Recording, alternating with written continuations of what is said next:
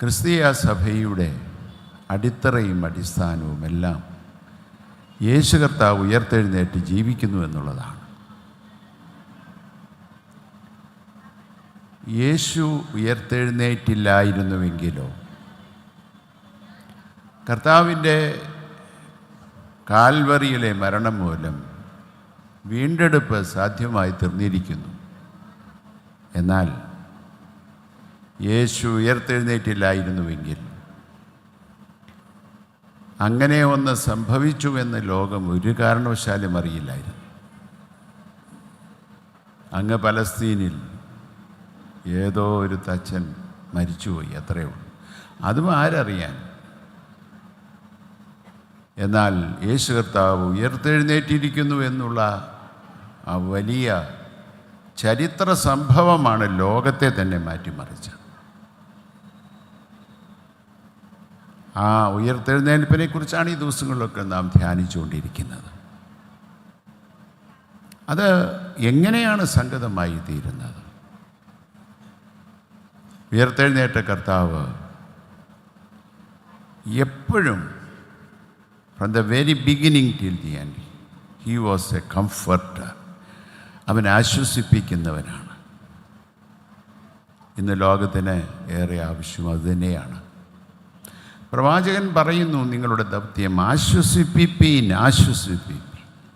വേദനയും ദുഃഖവും കണ്ണുനീരും ഉള്ള ഒരു ലോകത്തെ ആശ്വസിപ്പിക്കുവാനുള്ള ആഹ്വാനമാണ് നമുക്ക് നൽകുന്നത്. ഇന്നത് ഏറെ പ്രസക്തമാണെന്നുള്ളതിന് യാതൊരു സംശയമില്ല. എല്ലാ തലമുറകളിൽ ജീവിക്കുന്നവരും അസ്വസ്ഥരാണ്, ഒരു വിധത്തിൽ അല്ലെങ്കിൽ മറ്റൊരു വിധത്തിൽ. പ്രശ്നങ്ങളില്ലാത്ത ലോകം വെറും സ്വപ്നം മാത്രമാണ്. എന്നാൽ എങ്ങനെയാണ് പ്രശ്നങ്ങളെ അഭിമുഖീകരിക്കാൻ തക്കവണ്ണം സാധ്യമായി തീരുക എന്നുള്ളതാണ് പ്രസക്തമായ ചോദ്യം. ഒറ്റ മറുപടിയേ ഉള്ളൂ. ഇന്ന് പള്ളികളിലൊക്കെ എവൻഗേലിയോനായി വായിച്ചത്, കർത്താവ് ഉയർത്തെഴുന്നേറ്റ ശേഷം ശിഷ്യന്മാർ പേടിച്ച് വിറച്ച് വാതിലുകൾ അടച്ചിരിക്കുന്നൊരു സംഭവത്തോട് ബന്ധപ്പെട്ടാണ്. ആരോ പറഞ്ഞു യേശു ഉയർത്തെഴുന്നേറ്റു എന്നൊക്കെ. എങ്കിലും യഹൂദന്മാരെ പേടിച്ച് വാതിലടച്ചിരിക്കുന്ന പശ്ചാത്തലത്തിലാണ് യേശു പ്രത്യക്ഷപ്പെടുന്നത്. യേശു അവരുടെ മധ്യയിൽ നിന്നു. യേശു കൈ ഉയർത്തി കാണിച്ചു. യേശു സമാധാനം എന്ന് പറയും. ശത്രുഭീതിയാൽ ഭയപ്പെട്ട് വാതിലടച്ചിരിക്കുന്ന ശിഷ്യൻ ഏതു സമയവും അവരെ അറസ്റ്റ് ചെയ്തു കൊണ്ടുപോകുമെന്നുള്ള പേടി അവരുടെ മനസ്സിലുണ്ട്. അതിലപ്പുറമായി അവരുടെ പ്രിയപ്പെട്ട കർത്താവിനെ തല്ലിക്കൊന്നതിനുള്ള വേദനയുമുണ്ട്. നഷ്ടപ്പെട്ടു പോയിരിക്കുന്നു. ഭാവി എന്താകുമെന്നുള്ളൊരു വലിയ ചോദ്യവും അവരുടെ മുമ്പിലുണ്ട്. ആകെ നിരാശപ്പെട്ടിരിക്കുമ്പോഴാണ് യേശു അവിടെ പ്രത്യക്ഷപ്പെടുന്നത്. യേശു സമാധാനം. യേശു ആശ്വസിപ്പിക്കാൻ മാത്രമല്ല ചെയ്തത്. He communicated that message by showing the wounded hands and broken heart. ഇപ്പോൾ ശിഷ്യന്മാരെ കാണുന്നത് എവിടെയാണ്? ശിഷ്യന്മാരെ പിന്നെ കാണുന്നത് റോട്ടിലാണ്.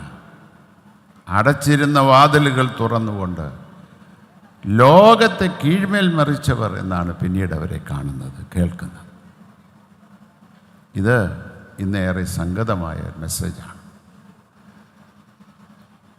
ഇന്നത്തെ ലോകം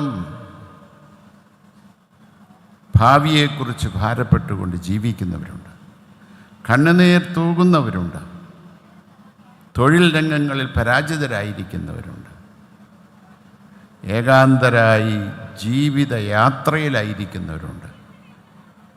അവിടെ ഒക്കെ തന്നെ ഉയർത്തെഴുന്നേറ്റ കർത്താവ് പ്രത്യക്ഷപ്പെടുന്നതായി നാം കാണുന്നുണ്ട്.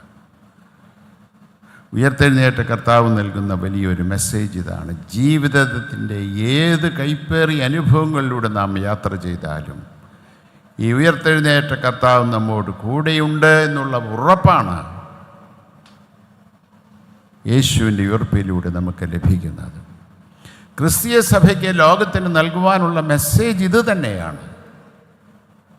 യേശു ഉയർത്തെഴുന്നേറ്റ് ജീവിക്കുന്നത് കൊണ്ട് ഞാനും ജീവിക്കും, നിങ്ങൾക്കും ജീവിക്കാൻ സാധിക്കുമെന്നുള്ള ഉറപ്പ് ലോകത്തിന് കൈമാറുവാനുള്ള ഉത്തരവാദിത്വമാണ് സഭയ്ക്കുള്ളത്. അവിടെ നാം പലപ്പോഴും പരാജയപ്പെട്ടു പോകുന്നുണ്ട്. ഇത് ലോകത്തിന് കൈമാറാൻ സാധിക്കുന്നത് ഒറ്റ വഴിയിലൂടെ മാത്രമേ ഉള്ളൂ. യേശു കാണിച്ച വഴി, the life style of wounded hands and broken heart. ഇതാണ് ക്രിസ്തീയ ജീവിതശൈലി. ഈ ജീവിതശൈലി ഉൾക്കൊള്ളുമ്പോഴാണ് ലോകത്തിന് ഈ വലിയ മെസ്സേജ് കൈമാറാനായിട്ട് സാധ്യമാകുന്നത്. ഇതാണ് നമ്മുടെ മുമ്പിൽ യേശുവിൻ്റെ ഉയർപ്പ് ഉയർത്തുന്ന വെല്ലുവിളി.